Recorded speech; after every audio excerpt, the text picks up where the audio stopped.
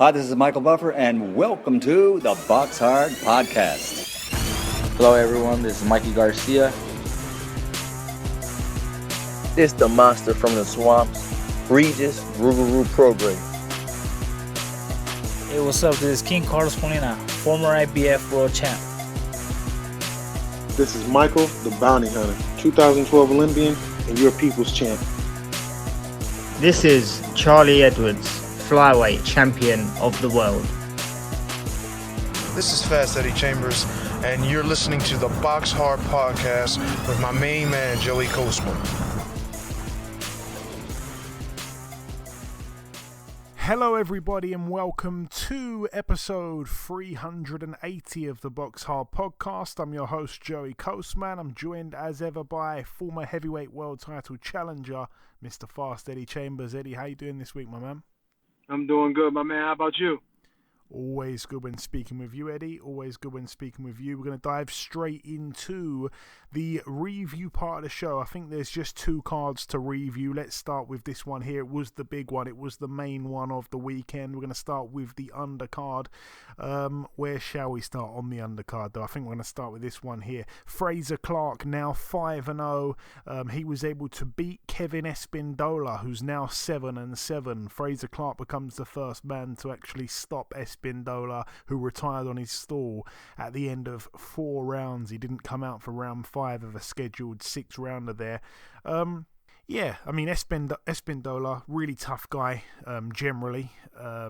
I noticed that he'd actually put 42 pounds on since July, so I don't know what had happened there. Maybe he's done more eating than training since his last meaningful fight, but yeah, I mean, you know, awful feat. He just came pretty much to lie on the ropes. Clarke was just hitting him at free will. He was trying to counter off the ropes here and there with a left hook, but had little success, Espindola.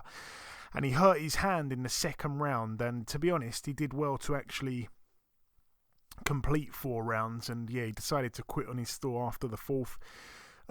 Shame, really, because he only needed, like I say, to just complete those 2 extra rounds, and he would have kept his 0% stoppage loss record intact, but no, he stopped, like I say, for the first time.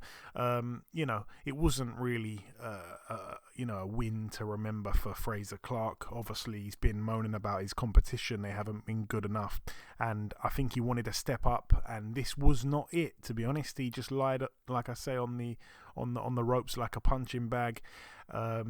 And yeah, Frazer Clarke to win on points was just about 3-1, which looked extremely likely if he didn't hurt his hand. So it was a bit of a shame there. But there was also some good money on the fight to go over 3.5 rounds. I think you could double your money there. And yeah, it did go over 3.5 rounds. Elsewhere on the card, Joseph Parker. Oh boy, cost me some money this one, to be honest with you. Now 31-3, a unanimous decision over 10 rounds against Jack Massey, who's now 20-2. Massey deducted a point in round 8 for holding. I'm not sure how to approach this, really. I mean, obviously, you know, Joseph Parker was on the show 2-3 weeks ago. Good friend of the show is Parker.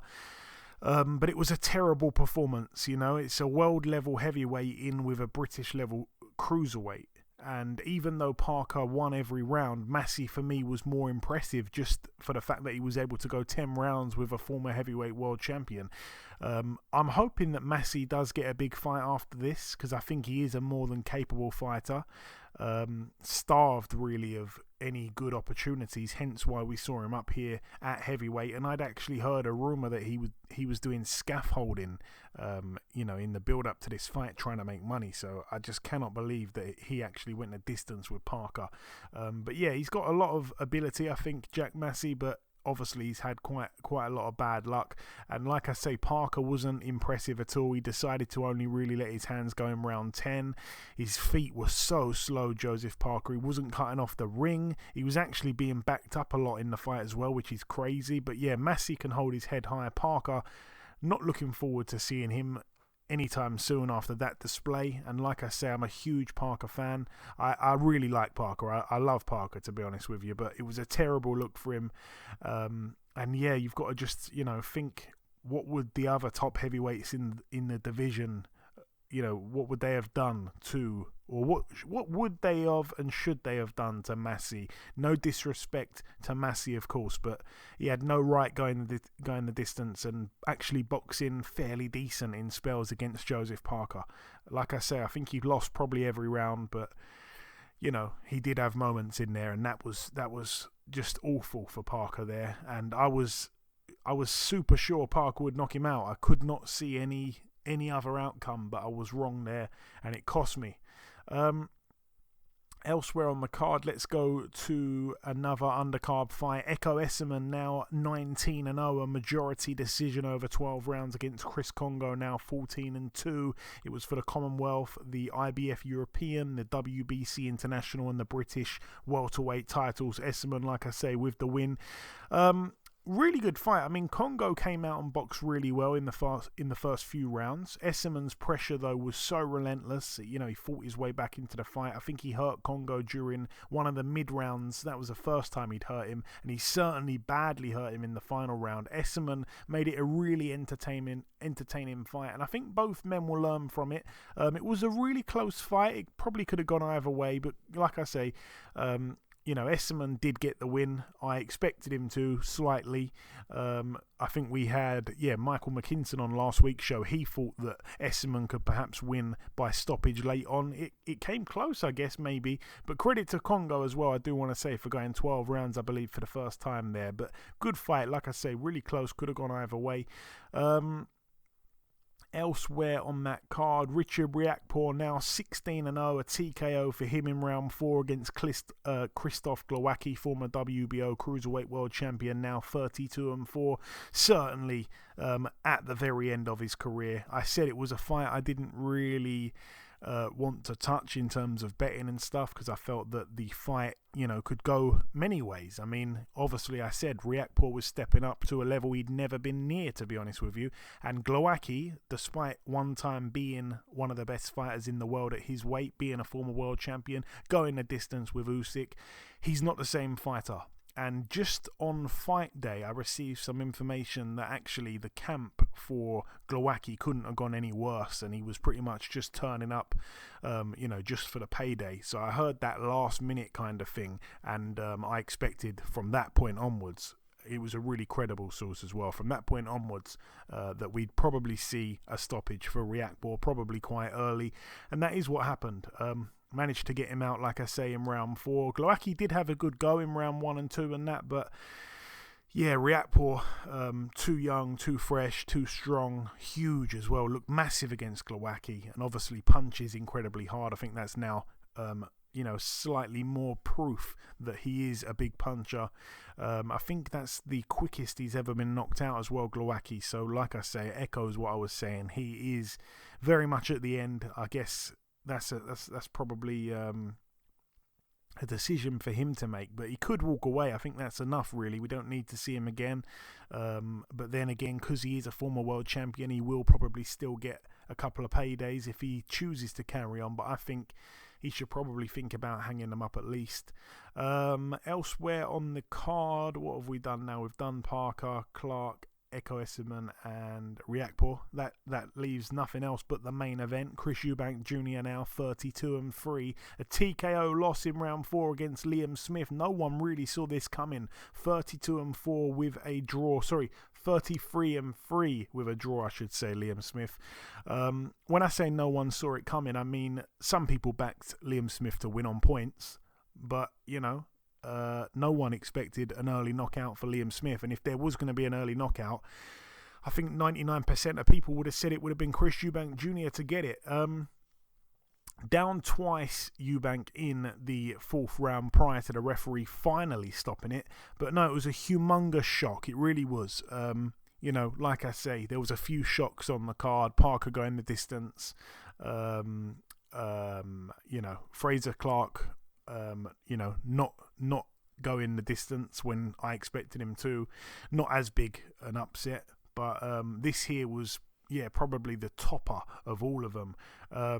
I think it was about 11-1 for the KO for Smith to get the KO, and that's at any point in the fight. But to get him for the 4th round KO or KO within 4 rounds, I can't even imagine what the price would have been on that. But yeah, it would have been huge odds. It was the least predicted outcome. Obviously, the most likely outcome in the eyes of the bookies was that Eubank would win on points. Then I think it was maybe Eubank stoppage, and then Liam Smith points, and then Liam Smith knockout. Like I say, huge. The price on that. The first couple of rounds were kind of nip and tuck. Some people gave them both to Smith. Some people gave them both to Eubank. They were very arguable rounds. I felt Eubank had a really good third round. I think everyone agrees with that one. You know, he was firing out a nice quick jab. He was landing countless numbers of his signature uppercuts as well. They were nice to see. And Smith was having moments, but I felt Eubank certainly won that third round. It was the easiest of the 3 rounds to score through that first 3. And then, yeah, like I say, in round 4, we get into round 4, Smith catches Eubank in the corner and just let his hands go, and he hurt Eubank with about 4 or 5 shots. It was difficult.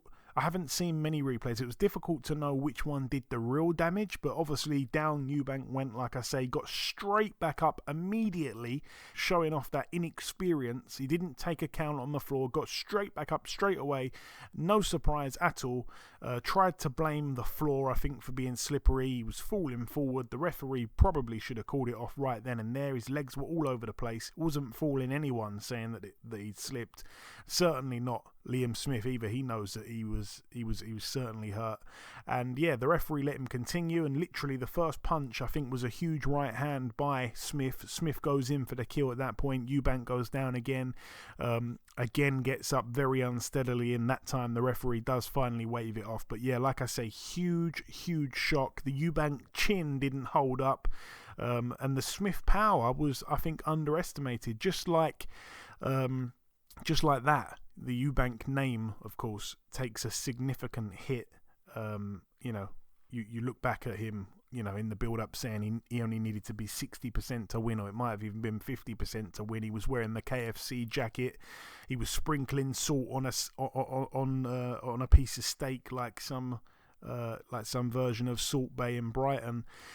And you think back to those moments when someone loses in this fashion. You go back to the build-up and you remember these things that were maybe funny, slightly comical at the time, but now they look really idiotic and quite embarrassing, I think, for Eubank, who's an extremely proud man. And, I think there's a rematch clause. I've heard rumours already that Eubank does want to activate that clause and may have already activated the clause.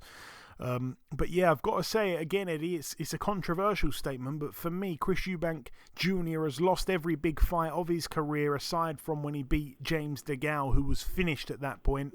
Liam Smith as well does something that, Billy Joe Saunders couldn't do, Groves couldn't do, much bigger men than him, and he's, like I say, significantly smaller.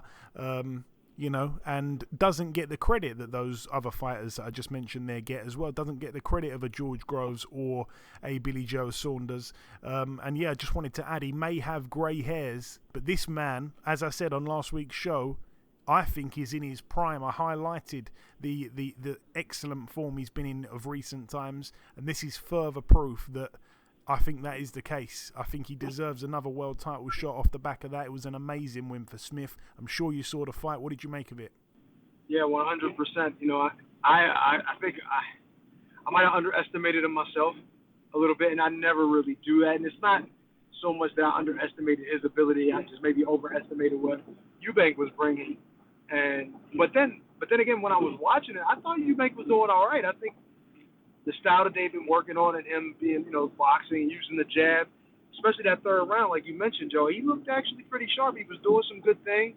I think he got a little too, I think when he started to, seem like he was going to gain a little bit of control, with that third round and came out. And I think he got a little bit too confident in his success the previous round before, especially at the end. And his hand was a little too low, got caught in the corner in a weird spot, and just wasn't being defensively responsible. And Liam, like I said, Liam Smith, his power must be a lot more than what people really give it credit for, because never really have we really seen Chris Eubank like that, hurt or, going anywhere. And most of us, thought that, if some of the guys that was hitting on him before, like you said, much bigger guys, speaking of the guys he was in the ring with. And it's crazy that of all those guys, this one is to do it. So you got to give credit where it's due and say that Liam Smith is a much bigger player. And like you said, he might have a gray hair, but he's showing like he got, like he's primed right now. But I honestly like what Eubank was doing in the fight, aside from the defensive responsibility toward, especially at the end when he got caught with the shots. But Liam Smith just proved to be that barrage was a little too much at that time. I mean, obviously that can happen. It's boxing, so I can see, with him wanting that rematch clause and activating it right away. It's probably a good idea. He's got to go back in and try to right that wrong if he's gonna have any more success in his career. I mean, don't get me wrong. It doesn't mean that he won't be able to do something special later on, even after this loss, without a rematch clause. But it just looks so much better if he goes back in and tries to, effectively change what has happened in this past fight. Not saying change it; it's not going to change it, but at least get a win and maybe go do a trilogy or something like that with this. Because I mean, obviously the way the fight's going, the way the fight was going, he was looking good. But like I said, I think the defensive responsibility in the fourth round, obviously, after that success he had in the third was probably obviously where he went wrong. But I like the fight. If they fought again, I would definitely want to watch it again. And both good quality guys, good UK guys. And like I said, I would love to see it again. Yeah, and a fun fact that you probably forgot, Eddie, as well, but obviously for those that wouldn't know, they certainly wouldn't know, someone runs your Twitter page half the time and pretty much tweets their own thoughts on there. And I remember there was an occasion where you, or not necessarily you, but your Twitter page had beef with Liam Smith. And it was actually me who squashed it between your unknowing self and Liam Smith having to say that it wasn't actually you tweeted that. But there's a fun fact. Oh. He was calling you all kinds of names, and I was like, no, it's not really him tweeting. And you know what's funny about that? I actually went and worked with those guys. I worked with Paul. I worked with Callum, if I'm not mistaken, before. I think I worked with Callum. I want to say I might have worked with Liam. I'm not sure. I can't remember, but I was over at their gym. When we was in Bolton, we went there a few times, and I've sparred with those guys. And I've sparred with anybody, and even 147 on up. I don't really, it didn't really matter. I wasn't trying to knock guys out, like that. But I was I'm a bigger guy. But they couldn't have been gooder. Oh, that was so bad. They couldn't have been better people. They seemed, like great. I liked Paul. Paul was sparred well. It was, it was nice. It was a nice situation. I didn't have any issues with the guys. So, how that happened was just kind of so weird that I had something. I guess you would have thought I had something against them, but obviously I didn't. Thank you, Joe, for squashing that beef. Any erratic tweets you see on Eddie's Twitter certainly wasn't sent from him. Okay, moving on to the other card at the Casino Miami Jai Alai in Miami, Florida over here. It was a Don King Productions card. The main event, Jonathan Guidry, now 19-1 with 2 draws, a unanimous decision win for him over 10 rounds against Bermain Stavern, 25-6 with a draw now. Didn't see a second of the fight. Quite amazed that it actually went 10 rounds, to be honest with you. If you did watch the fight, inform me. Let me know what happened. Was it a good fight? I can't imagine it would have been a good fight, but yeah, Bermain Stavern going 10 rounds there, that's mad. I don't think he's been the distance since his last win, which of course we touched on was back in 2015. Amazing, man. Amazing that it's gone the distance there. I tell you what, I couldn't see that one going the distance at all. I think Bermain, like I say, has been knocked out in a bunch of his last fights. Okay, that is it though for the review part of the show. We've flown through it as quick as possible. The final thing for me to do in this part is to welcome this week's special guest. Ladies and gentlemen, please welcome the former WBO Global Welterweight Champion. It is, of course, Bermondsey's very own Mr. Chris Kongo. Chris, welcome to the show, my man. Yes. How are you, brother? All good, my man. Good now I'm speaking with you. So, Chris, this is the first time we've had you on, so welcome, like I say. I want to go back to the early parts of your career. Obviously, you know, you turned pro August 2016. And looking back now, you knocked out a few really tough journeymen early on. Most of the time, even knocking them out in just one round. You couldn't really have made a bigger splash turning pro. Yeah, 100%. I think a lot of people try to say that obviously because I was a good fighter, I'm better off getting the rounds in. So they were the kind of opponents that we thought would give us the rounds, but didn't, you know. And it just happened so quicker in some of the fights, man. So what can I say? Yeah, I mean, brilliant. Like I say, you know, stopping really durable guys and to get them out in a round is very impressive. One really durable guy that you did box, though, is one of my favourite journeymen of all time, the infamous William Warburton. Obviously, you didn't get him out, but tell me what those two fights were like against him. Tough guy.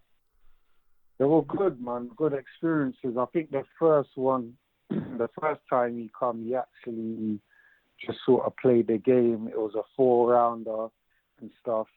And then the second time, he actually brought it to me, took it to me, brought it, gave it his all, but still wasn't good enough to beat me. But he's definitely. I believe that if he wanted to box properly, he would actually beat some of these guys that are active now. So very tough opponent. Yeah, absolutely. And obviously further down the line, I'd say your breakout win was that Luther Clay fight in Eddie's back garden. You got the TKO in round 9 over Clay, who by many within boxing circles was highly regarded, tipped to do big things in the sport. Sadly hasn't boxed since. But let's revisit that fight, Chris. A really good fight while it lasted. And yeah, your breakout win, I'd say.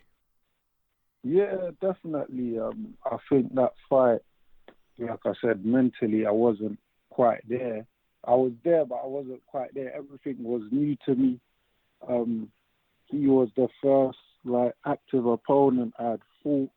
In terms of a opponent that was really active and was a champion.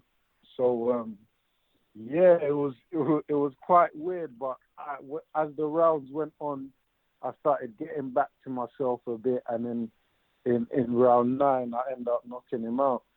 Yeah, it was a great win. Like I say, Luther Clay by many tipped to do big things. After that fight was when you boarded the plane to Gibraltar for the McKinson fight. Obviously, you lost your O here. We had McKinson on last week's podcast. He was saying the knockdown was really more of a balance thing. But talk me through that fight, Chris. Going into it, McKinson was giving you high praise, saying that he felt domestically you were the most dangerous welterweight in the country. Yeah, therefore, going into it, I had a great camp and probably one of my greatest camps and stuff. But as I was in the ring, it was a lot different. Obviously, I had sparred him before, but I wanted him to play into my game. But obviously, that didn't work. And I lost the fight, bro. Yeah. And obviously you came back with a win against Kelvin Dotel. You know, you boxed another super tough guy after that, Sebastian Formella. I know you wanted a stoppage against Formella. You was a bit disappointed, I remember, not to get it. But again, a really tough guy. Obviously mixed it at world level against Porter and had never been stopped. Can you look back now and appreciate that win? It was a good win, I think, in my eyes. Yeah, definitely. It was a good win, but not up to the standard that I wanted it to be. I believe that with an extra round or two, I definitely would have got him out of there. But it's all part of a learning curve, innit? And to be honest, I always say this: I'm probably the welterweight in the division with the least experience, but I'm still fighting these guys, and this is what I'm in the sport for. Yeah, I was going to say that, Chris, because obviously, you've been a pro now just over 6 years. And I think there was 1 year, I believe, what was it? I think it was 2017. Well, I think it was 2017 when you were very, very, very active. But then after that, you have been quite inactive. I mean, obviously, just boxing the once in 2019, once in 2020, once in 2021. Has this been, I guess, what's the word I'm looking for? But like a bad thing in your career? Is that hasn't helped you? I'm guessing. 100%. You know what they say, that inactivity is a boxer's worst enemy. And all my career I've always wanted to be active, but a lot of things played a part. And yeah, man, what can I say, bro? Just gotta move on from that now. Okay, and obviously you boxed on the weekend against Ekow Essuman. That's the main reason we have you on. It was on that Eubank Smith undercard. Most people saw the fight as a true 50-50 fight going into it. A lot of people were sat on the fence. In all honesty, the fight proved how closely matched you both were. It could have gone either way. You started brilliantly. His pressure got him back into it. You had a couple decent rounds late on as well, which I don't think many people give you credit for. He seemingly hurt you once or twice in the fight. I could be wrong. Talk me through it, Chris. It was a good fight. It was a good fight. A fight that I want to run back. Just like you said, bro. I was cruising through the early rounds. He come on strong in the mid rounds, but the mid and late rounds. But I definitely had a few late rounds as well. I don't know what the judges were seeing, but if you do watch the fight back with no commentary and nothing to twist your mind a bit, you will actually see that I was up in the fight by at least 2-3 rounds, I believe. And yeah, what can I say, man? I just want to run that back for sure. That one is worth running back. Yeah, I mean, it was a great fight. Like I say, could have gone either way for me. So it sounds like you have watched it back, possibly on mute. Have you, officially scored it, Chris? Yeah, I officially scored it 7-5. 7-5 really. For yourself, okay. And that's more than enough for me to win a fight. A lot of people say, oh, it's a bit closer than that. And that a fight like that is definitely worth a rematch. Especially because a lot of people thought it was close, and a lot of people actually thought I won. And yeah, I mean, if it was a complete shutout, then there's no point of a rematch, is there? You know, it was a complete shutout. So everybody wants to see it. It was probably the best fight on the card that night. And yeah, I'm ready to run that back for sure because I believe I won. Yeah, no, I think, as you say, no one can say they don't want to see it again. It was a great fight. Yeah, so tell me, Chris, how hurt at all were you during the fight? I think he had 2 moments where it looked like he'd stunned you, but you were in there. So tell me. Yeah, I was in there. To be honest, I was only really buzzed at one point. I wouldn't say hurt. Hurt is the wrong word. I would say I was buzzed a bit. Probably once when I was on the ropes. I think if you look at the last round, I got hit with a big right hand. What people don't notice is I actually come back and started firing back. So if I was really hurt, the ref would have been having a look. Do you get what I'm saying? A lot of people, when they're hurt, you can tell by their body language, they don't seem to throw punches back. They kind of look for their way out. But for me, he hit me with a good shot. That's it. I rode the shot and come back, started firing back. I hit him with some good shots after that too. So yeah, man, I was never really hurt bad at any moment in the fight, but I was buzzed at just one moment in the fight, and then yeah, it was there. You can see, innit? Okay. And like I say, we had Michael McKinson on the podcast last week. He certainly didn't sit on the fence with his prediction. His prediction was he thought Essuman would get a late stoppage, which was a bit shocking to hear. What's your thoughts on that? Well, he's entitled to his opinion, you know. I knew Essuman come with this break it. He didn't break nothing, bro. You know what I mean? He didn't break me. If he broke me, I wouldn't be standing there after the 12th round, you know. The fight probably would have been stopped if he broke me. But that's the worst thing about it. He didn't. And I kept fighting back.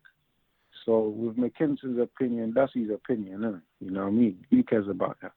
Only he'll care about his own. So, yeah, I don't care about that. That don't mean nothing to me.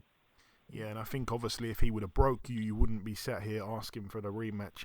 I want to ask you as well, Chris. I guess you've kind of answered it a little bit, but I was going to ask what's kind of next for you. I know it's obviously early. I wanted to know if in your mind you already maybe had a next step in terms of a next fight, but it sounds like the Essuman fight's all you're thinking about, the Essuman rematch. Yeah, 100%. And one thing that I noticed was good is that with that fight, my stock never went down. It only went up because it was such a great fight. I showed that I have a good chin. I got hit with some big shots in there. I took some shots, but obviously, as they say, the best chin is the one that never gets hit. So I shouldn't really be happy about that. In terms of what's actually next, that's for me to go back with my team and speak to Sky, see what they say. But they were pretty impressed with the performance and impressed with my improvements that I'd made. And yeah, hoping to get out as sooner than later, you know. Yeah, for sure, man. Absolutely. And I'm coming down to my last 3 questions. These are kind of about different fights. I wanted to get your reaction to Eubank Smith. Did you get out in time to sit ringside and watch it? No, but I watched it back as soon as I got back home. I thought Chris was doing well, you know. I think Chris should have went back to his old self instead of trying to box on the back foot. He should have went on the front foot. But yeah, he got caught with a good shot, man. And yeah, it happens, you know. It happens. It's all part of the game. And obviously, as we know, you're at welterweight, so I must say, I think the whole world agrees that the 2 best welterweights in the world are Spence and Crawford. Are you a Spence man or a Crawford man? Who wins that fight if they actually fight? I'm a Crawford man. So I'm a Crawford man. The guy lives in the gym, always working, similar to me, you know. And he's just versatile. He's an all-rounded fighter. Box, fight, southpaw, orthodox, front foot, back foot. With him, you just can't get anything wrong. You know, he's just that complete fighter. Yeah, I'm a Crawford man as well. We hopefully will see the fight maybe this year, hopefully, fingers crossed. And I wanted to get your prediction as well for this weekend, Chris. Beterbiev, Yarde, someone surely going to sleep in that fight. How do you see it going? For sure. Boy, this is a great fight, man. It's a great fight. Of course, I'm backing the home fighter, Anthony Yarde. And I can only see it going one way, and it's a knockout. Probably within 1 to 5, I got it. So yeah, I think if it goes past that, then probably Beterbiev will come on strong as he has done previously. But yeah, I got Yarde 1 to 5. Oh, I'd love to see that happen. Fingers crossed, man. We definitely want to see Yarde bring it back. And just finally, before we let you go, Chris, if you've got any closing words to the listeners, if you want to say absolutely anything at all, then say it. But I do want to say as well, please give your social media handles so people can follow you if they're not already following. And yes, close with any message you want. You want to thank sponsors? Take it away, my man. Anything you want. Yes, I just want to say for all the listeners, they can follow me on Instagram and Twitter at 2SlipChris, the number 2 and SlipChris. And also, yeah, thanks to all my supporters, man. I've gained a lot of supporters and fans over the last week or so due to this fight being such a big event. And yeah, man, just continue to follow the journey because it's not over. Even though it was a loss, it was a great fight, and that's what I'm looking to bring in the UK welterweight division. You know, big fights, and hopefully we get to see the part 2 of that. And thank you guys, man. No problem at all. Listen, to everyone, please go and give Chris a follow. I think the best is truly yet to come. Listen, Chris, it's been a pleasure having you on. Thank you for your time. I wish you all the best in your comeback. Hopefully we see that rematch with Essuman, and we'll speak again soon, I'm sure. For sure. Thank you, brother. Okay, now it's time for part 2 on this week's show. This part, of course, the news part of the show. 2 pieces of news to mention. One piece we're going to start with here is that friend of the show, Mario Barrios, has got his next fight booked in. It's going to be on the undercard of Ray Vargas and O'Shaquie Foster. Obviously, they're fighting there for the WBC Super Featherweight World title. That's going to be on... when is it? I think it's February 11th in San Antonio, Texas. So it's great to see Mario Barrios, a local fighter, on that card. He gets in with Giovanni Santiago, who of course is a former opponent of Adrian Broner, so all the best there to Mario Barrios. Probably get him on the show sometime soon, hopefully before the fight. It's not long to go now really to the fight. The other piece of news is that it's just been announced literally today as well. Brilliant fight, Eddie. I'm going to come to you straight away. It was rumoured for a while. We said it was one of the best fights that can be made at 168, and it is finally happening. We're going to see it unfold on March the 25th at... I'm not sure if they've announced the venue. Yeah, no, it is. It's going to be at the MGM Grand Garden Arena in Las Vegas. We're going to see David Benavidez, Caleb Plant, baby. Talk to me, Eddie. That is a hell of a fight. Oh, man, you know what's funny? I was having a conversation with somebody recently about that fight. I was anticipating that it was going to be made. I was kind of penciling it in my mind. It at some point was going to happen soon. Nice that it's going to be in March. That's kind of soon. But I'm pretty sure the guys already knew about it. It was being rumored. It was probably just some negotiations they had to go through in order to, get through that. There you go. They so probably it's a few days before your birthday, so there's a perfect present there from your wife to you. Take you to Vegas, get you in the fight. Brilliant. Hey, I'm gonna hit that around her now. Nah, but that would be cool. I would love that. I'm not gonna lie. Maybe I get on the undercard. No, but anyway, it's a hell of a fight. I mean, I really like Caleb Plant's ability and his skill, his sharpness, his IQ, all of those things. He got a lot of great qualities, man. A lot to like there. But David Benavidez he's all around special. He's obviously I don't know. I think they're about the same size, right? David Benavidez was 6'1", 6'2", maybe something like that, if I'm not mistaken. At super middle. I can't remember his height, but Benavidez is big for that weight, massive for that weight.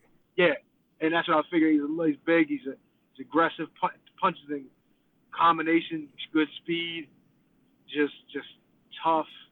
That's gonna be a hell of a fight. Rough fight. I think it's hard for me to pick against Benavidez. I just can't do it. But I really like Caleb Plant. I really like what he brings to the table. Is just his overall ability. He's a special talent. It's just I don't know. That's why this fight is such a good fight. That's why it's such a good fight to see. It's just I'm gonna have to go David Benavidez, and I said this was it's just I haven't seen him beat or hurt, and the only thing I can take from in a fight like this is watching Caleb Plant, with Canelo and of course, seeing him in other fights. I mean, he's like I said, he's looked great in most of his fights, and that I've seen, especially recent. But I haven't seen Benavidez pushed like that or beat like that, and he's been in there with some guys. But I just think I got to give up Benavidez the upper hand at this point. Like you said, he's big for the weight, strong, powerful, aggressive. I don't know, man. It's going to be a tough one for Caleb Plant. I think there's going to be times he's going to have his moments, I believe. But I think at the end of the day, I'm going to have to go Benavidez at this point. Yeah, it's definitely going to be a very, very thrilling encounter. Benavidez gets a chance here to really make a statement against a marquee name in the division, which is something that people criticize him for. You know, he hasn't had the big fights. I mean, he's calling everyone out, but for whatever reason, the fights aren't getting made. I don't think it's necessarily his fault. I think that, you know, no one would want to fight him. Why would you want to fight him? He's a real problem. I actually think he's a very special fighter. Obviously, one of the young guns still. I think he's still, what's he about? He's definitely not. He's about 26 or something like that, I believe. Maybe even slightly younger. Don't quote me on that. But yeah, one of the young guns in comparison with the other guys, like the Callum Smiths, like the Caleb Plants, like the Billy Joe Saunders, obviously the Golovkins, the Canelos. He's younger than all those guys. And yeah, it's, like I say, a chance for him to make a statement against a really good, proven fighter in Caleb Plant, who, by the way, is in phenomenal form. Obviously, last time out, almost decapitating Anthony Durrell in what was one of the best knockouts of the entire year. So he's in fine form as well. That's why it's such a brilliant fight. Made a best man win. Like I say, both guys been on the show in the past. Got a huge soft spot for Caleb Plant.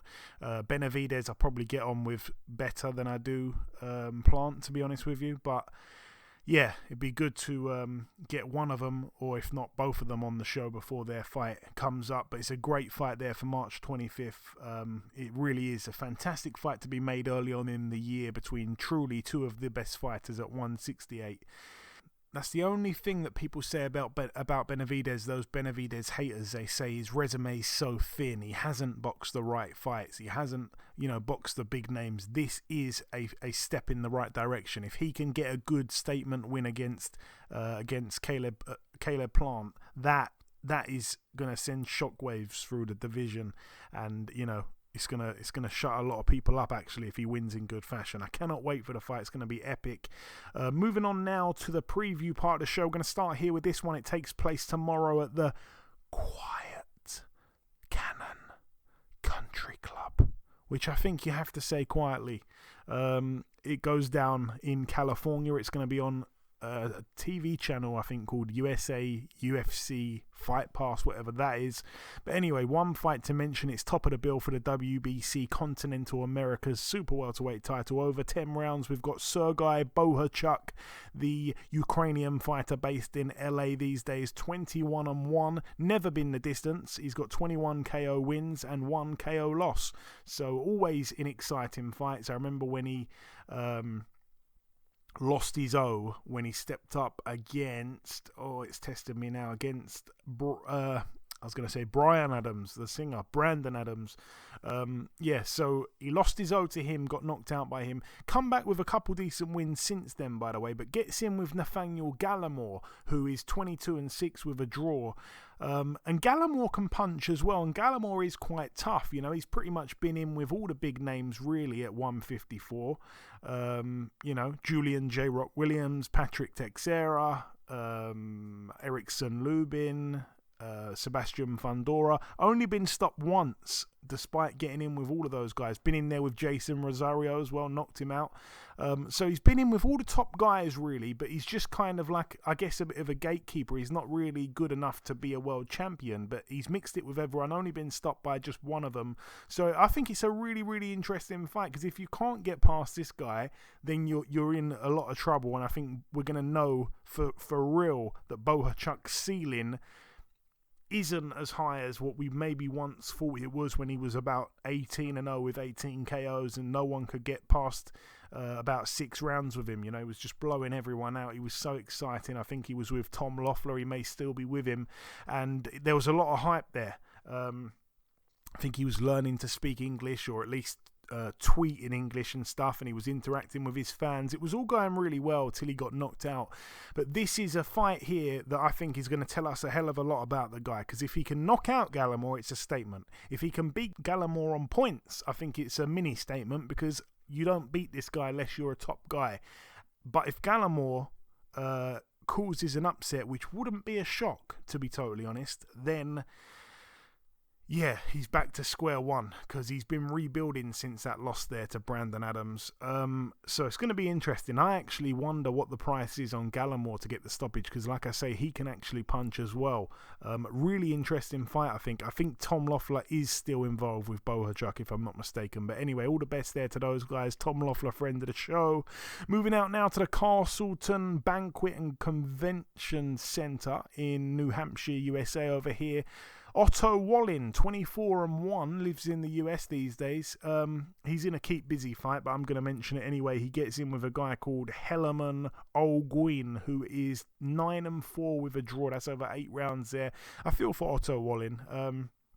Was supposed to get the Dillian White fight, and obviously didn't get it. Dillian White pulled out. I can't even remember what reason was given now, but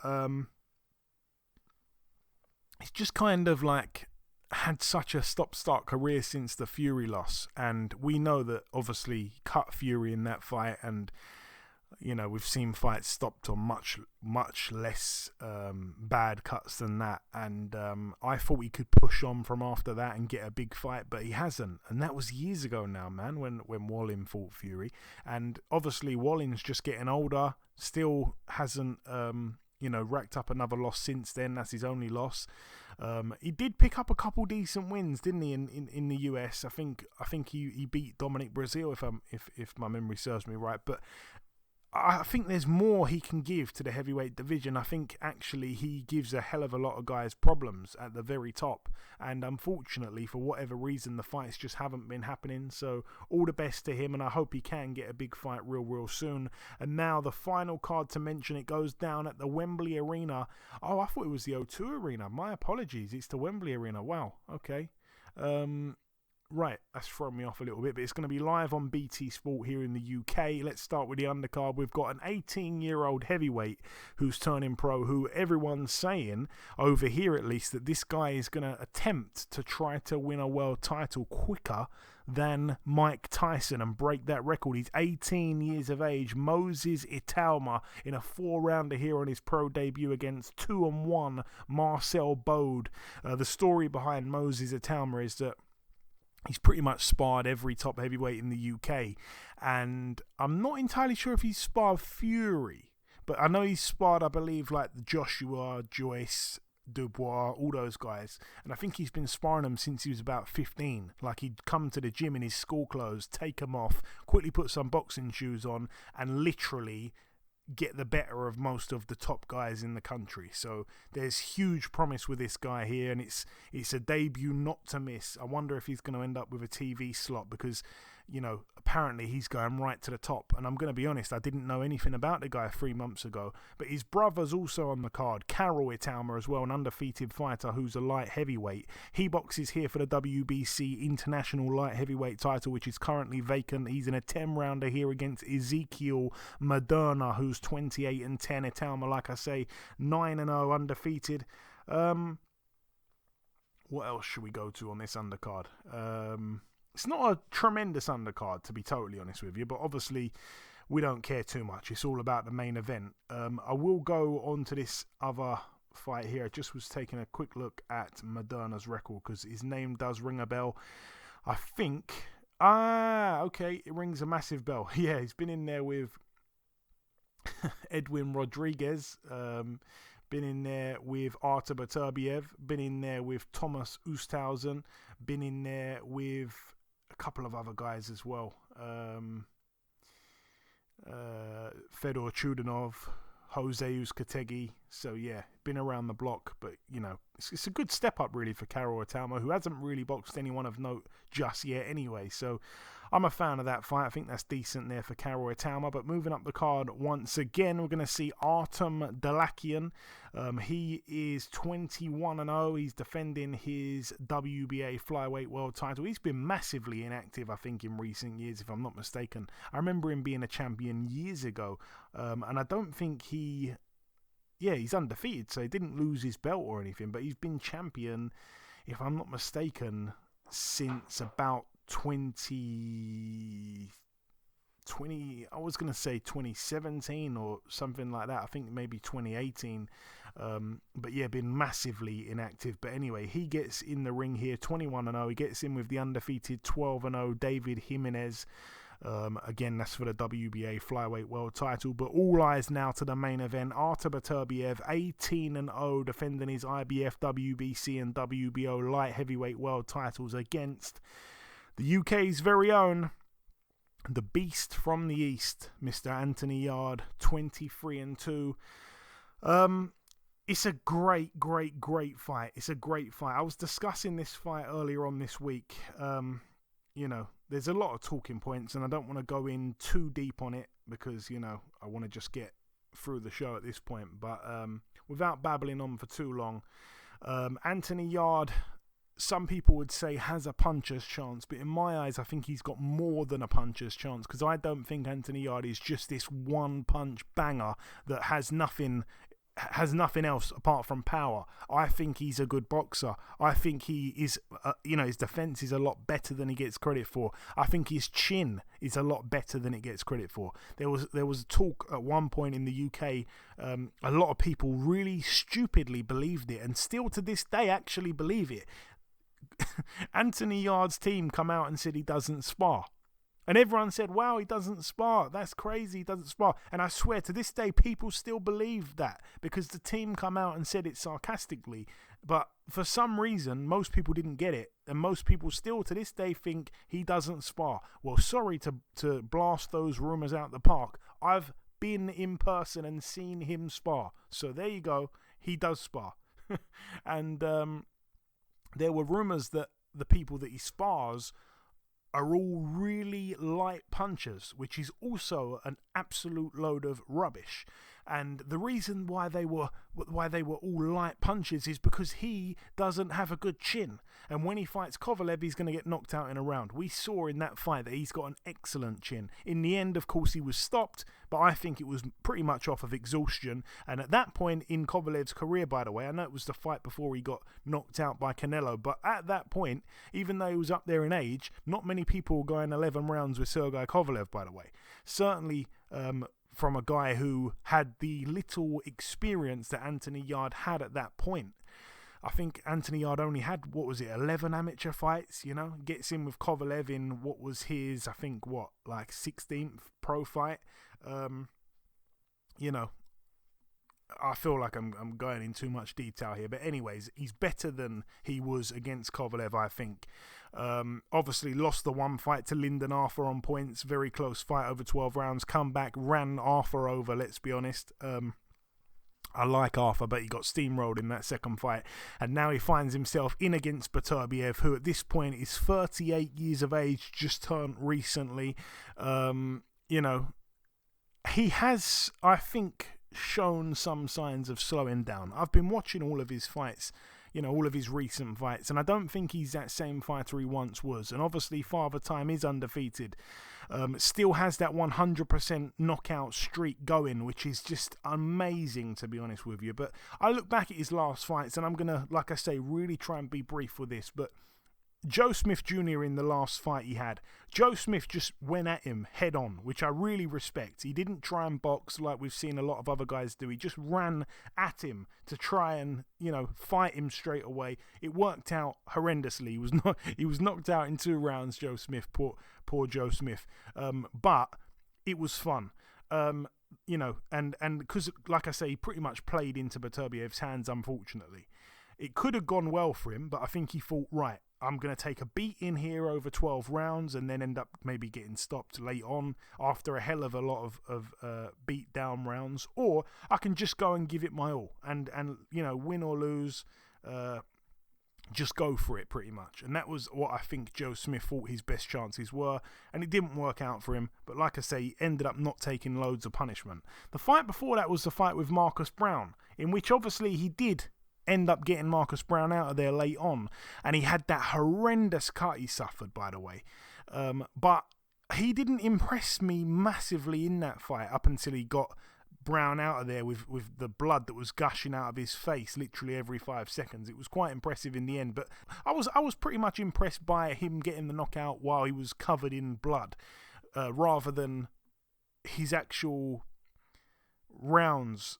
in the fight and the way he was fighting that night. I think Brown posed a lot of problems, and I actually saw it coming. I actually said, I think Brown's going to give him a lot of problems, and I think he did. And obviously, we then go back to, I think it was this one here when he boxed, I think it was Adam Daines. That one, I think, was quite a close fight till he got him out really late as well. So Beterbiev has actually gone, aside from that Joe Smith fight where Joe Smith met him head on, the previous fights before that, 9 rounds, 10 rounds, 10 rounds. You know? And then you've got to go back to early parts of 2019 and before that, where he started getting people out early again. And those were when he was younger, and those were guys that probably aren't on the level of your Browns, your Smiths, your Anthony Yardes. So I think there's a mixture of different things here working against Artur Beterbiev. I think the age is a factor. I think he's slowed down. I think he's still a brilliant fighter, of course, but I think the age is a factor. I think he's slowed down. I think the fact that he's coming to the UK here, giving Anthony Yarde the home advantage. We know the crowd's going to be there for Anthony Yarde. It's all in Anthony Yarde's favour. He's now got the experience that he didn't have when he went into the Kovalev fight. I think, Eddie, and I said I wouldn't go into massive detail, and I've lied pretty much and gone into loads.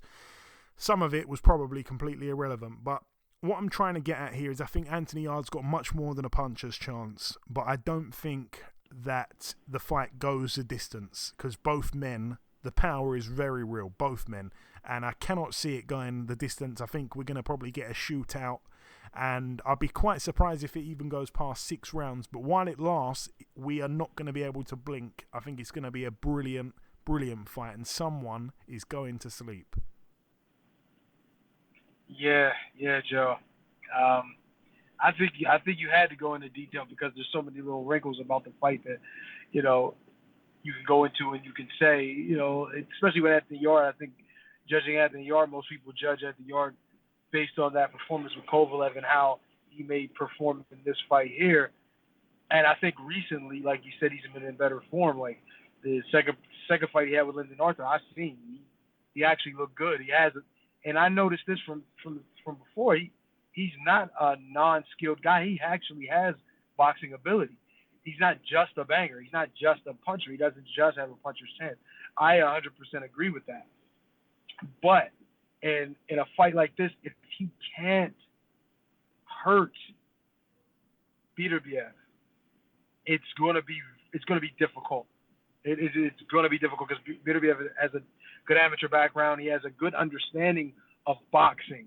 You understand what I'm saying? A good IQ. It's not like he's just because he got the great chin and he comes forward a lot. It's not like he doesn't have little wrinkles to that too.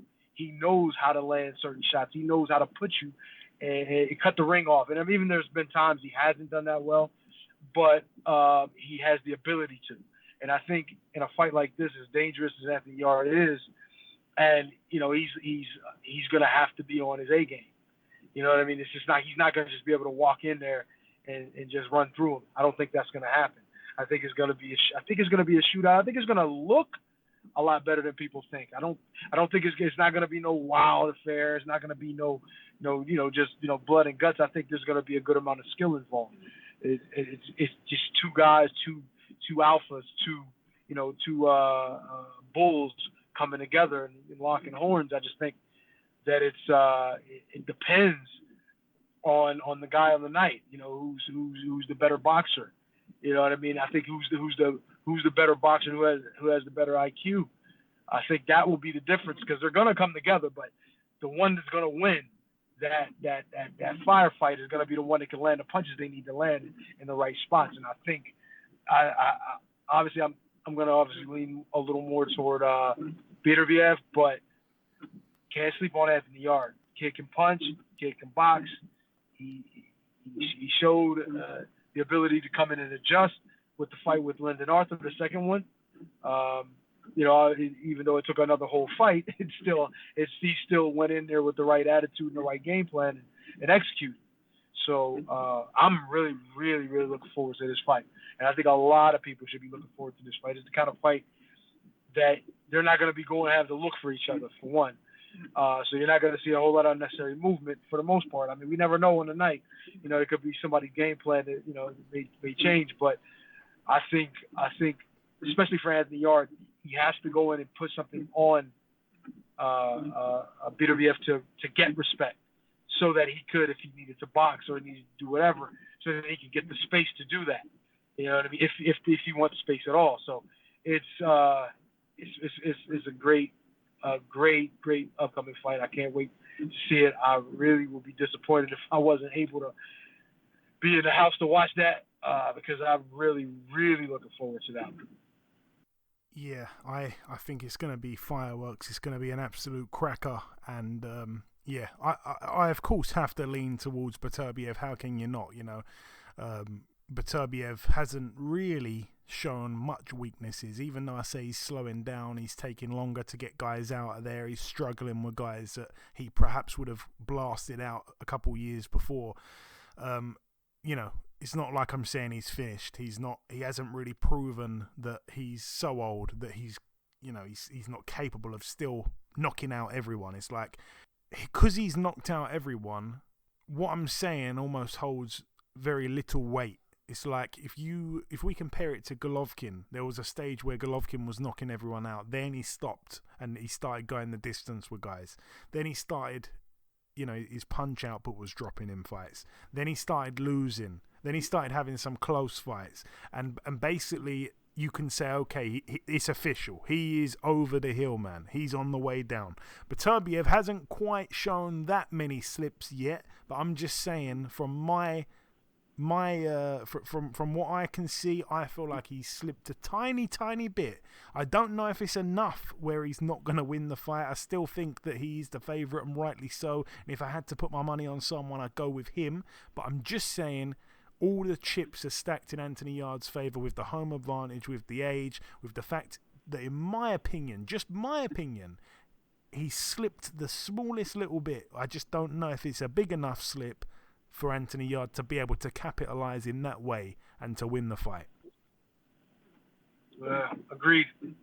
I like that answer. It's to me, if there is a slippage, I mean, obviously him not just running through people, if you know, from what he's done in the past, I mean, he still got the 100% knockout ratio, like you said, but I see what you mean. And, you know, going the distance with, not the distance, because actually, but going the distances he has to have to get rid of some of these guys. And like you said, in some cases, you would have thought that he would have ran through them in a lot quicker and a lot, you know, more exciting fashion early on. But, you know, maybe these fighters were better than we thought and than we expected. You know what I mean? That's something we got to take into consideration. And also, like you said, you know, age does play a part, no matter how much you want to deny it or ignore it. Looking at Triple G, like you mentioned, you could see that he was starting to deteriorate. There were certain things that didn't happen as easy for him, and you know, I could see that being a similar factor with Beterbiev. But as it goes, still got to go with him. He looks like, you know, it's the fight. It's his fight. I hate to say it, but it's his fight to lose. I mean, don't get me wrong.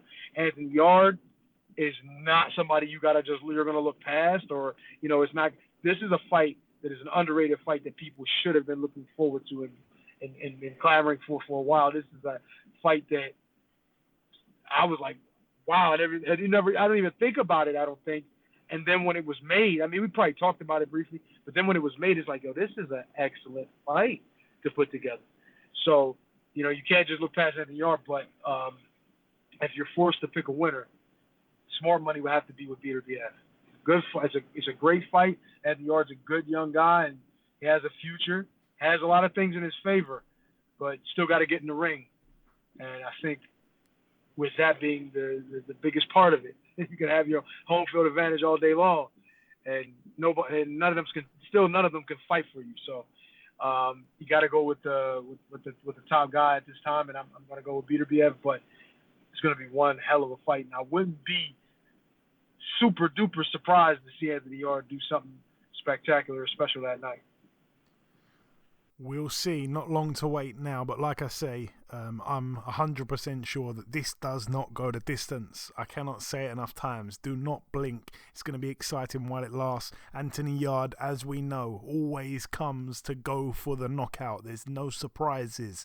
He's not going to suddenly start jabbing and moving. We're not going to see that from this guy. He's coming to knock out Beterbiev. Beterbiev, I think, is coming to knock out Anthony Yarde. Do not miss it. It's going to be unbelievable while it lasts. It's going to be so exciting. Cannot wait for Saturday now. Not long to go. Oh boy, getting super excited just talking about it, man. It's a great fight. All the best, of course, to Anthony Yarde, friend of the show. I'd love to see him become Britain's next world champion. And wow, oh my goodness, if he were to win this fight, he'd have 3 of the major titles. The only one he'd be missing is the WBA. Wow, and he'd be probably getting a Bivol fight, but let's not get ahead of ourselves. It's going to be unbelievable on Saturday night. Do not miss it. But that brings the preview part to a close. In part 1 we did the review part, then we welcomed our special guest. In part 2 we did the news, and we've just wrapped up the preview part there. The final thing for me to do is to come in with the outro, which I'll do in just a few seconds. Okay, and this wraps up episode 380 of the BoxHard Podcast. I've been your host, Joey Coastman. Eddie Chambers has been with me for the duration of the show. A huge thank you to this week's special guest, the former WBO Global Welterweight champion, Mr. Chris Kongo. The biggest thanks of all, though, goes out to you, the listeners. Once again, thank you all for tuning into this week's show. If you do have a spare 1 or 2 minutes, please leave us a review on iTunes. We love those reviews on iTunes. Please leave us one if you do have the time. It really does mean a lot. That's about everything from myself, though. Enjoy your weekends, people. Stay safe, and we shall see you all again next week.